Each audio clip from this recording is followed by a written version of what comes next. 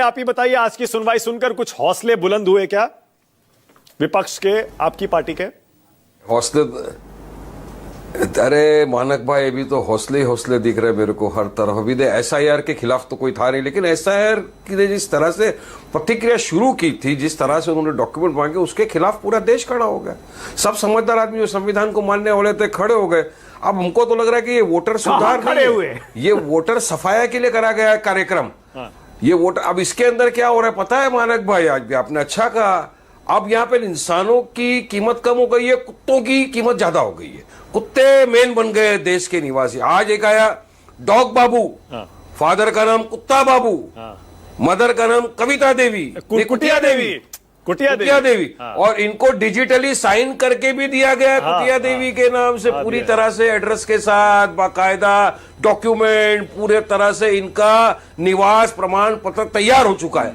मैं पूछना चाहूंगा, ऐसे गधा इंटेंसिफाइड रिवीजन नहीं होता तो पकड़े नहीं जाते। भोला बाबू का कुछ है, झिंगर बाबू का कुछ है, झिंगुर बाबू का, हाथी बाबू का, तो अब तो लाइन लगेगी। ये मतलब इन सबको वोटिंग के अधिकार दिए जाएंगे, प्रमाण पत्र दिए जाएंगे, मगर मुसलमानों को, गरीबों को, प्रवासियों को, अल्पसंख्यकों को सीधा सीधा बता दिया जाएगा कि नागरिक ही नहीं है। आज सुप्रीम कोर्ट ने बड़ा अच्छा कहा कि आधार कार्ड को देना चाहिए, आधार कार्ड को आप यूज करिए, आधार कार्ड को आप बुक करिए ईसीआई को का। अब इस इलेक्शन कमिश्नर की धांधली देखिए, एपिक कार्ड कौन देता है? नंबर यही देते हैं ना इलेक्शन, मगर उसको नहीं मानते। आधार कार्ड मानक भाई, आप बैंक में चलिए अकाउंट खोलने, आधार कार्ड की जरूरत है। पासपोर्ट आपको बनाना है विदेश जाने के लिए, तो यहाँ का नागरिक है वो ट्रेवल कर सकता है बाहर, तो उसके लिए आपको आधार कार्ड की जरूरत है। गैस का कनेक्शन आपको चाहिए, सब्सिडी लेने के लिए आधार कार्ड की जरूरत है, मगर नागरिकता बताने के लिए आधार कार्ड की जरूरत नहीं। इतना बड़ा जोक है कि नहीं? अच्छा वारिस पठान, इसलिए आज मैं आपको एक चुनौती देता हूं। चौपट राजा, मैं आपको एक देश में बिहार में ये चल रहा है। मैं आपको एक चैलेंज देता हूं आज। मैं आपका कोई विरोधी नहीं हूं, मैं आपको एक चैलेंज देता हूं एक स्टैंड लेने के लिए। मैंने कोशिश की अभय दुबे के साथ, उन्होंने बहुत क्लियर कुछ नहीं कहा। मैं आपको चुनौती देता हूं और आप खरी खरी कहते हैं, आज एक स्टैंड लीजिए और कहिए या तो इधर या उधर।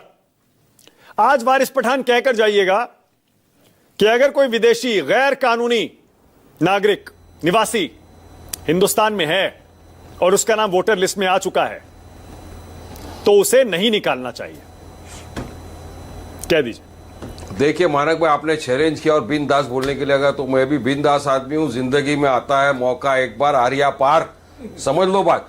ये इलेक्शन कमिश्नर को अधिकार ही नहीं है किसी की नागरिकता का प्रमाण लगाने का। बात नंबर 1 सुप्रीम कोर्ट ने भी कहा। बीएलओ जाता है घर पे, उसको पता कैसे चलता है बांग्लादेशी है, ये रोहिंग्या है, ये नेपाली है, ये अफगानी है? इतना एक्सपर्ट बीएलओ हो गया, और वही लोग कुत्ते को प्रमाण पत्र देते जा रहे हैं। ठीक है, ओके ओके, ना गोल गोल नहीं वारिस भाई, गोल गोल नहीं, गोल गोल नहीं, ऐसे बीएलओ की सीधा सीधा कहिए। इलेक्शन कमीशन, मैंने मान लिया नागरिकता तय करना चुनाव आयोग का अधिकार नहीं है। अगर गृह मंत्रालय तय करता है, सरकार तय करती है, बराबर, तो जो गैर कानूनी लोग हैं उनको निकालना चाहिए देश से या नहीं निकालना चाहिए?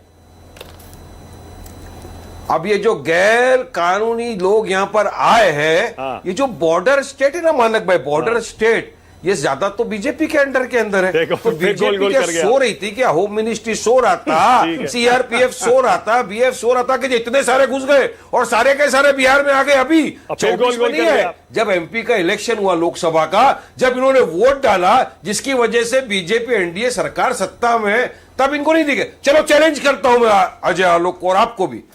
2024 का चुनाव में भी जो 70 लाख को आपने वोटिंग लिस्ट से जो निकाला आपने, इन्होंने तो वोट डाला है।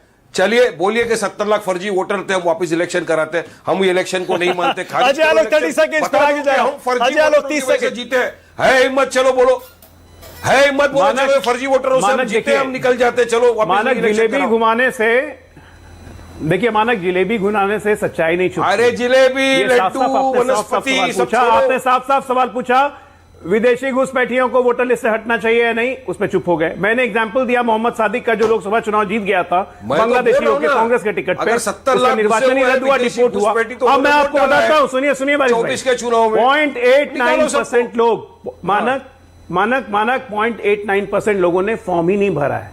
क्यों? डर के मारे। अरे वो बेचारे ट्रेवल कर रहे हैं, अपना फॉर्म नहीं, अरे भाई बिहार के फॉर्म नहीं अंदर भरा, का जो कि अगर मजदूर किसी है, जांच हो जाएगी तो हम पकड़े जाएंगे, मुंबई में काम कर रहे हैं, डांट हो जाएगी तो पकड़े जाएंगे, मजदूर नहीं है। ओके ओके, अब रुक जाइए, ओके अब रुक जाइए, और राइट अब रुक जाइए, 3 और मेहमान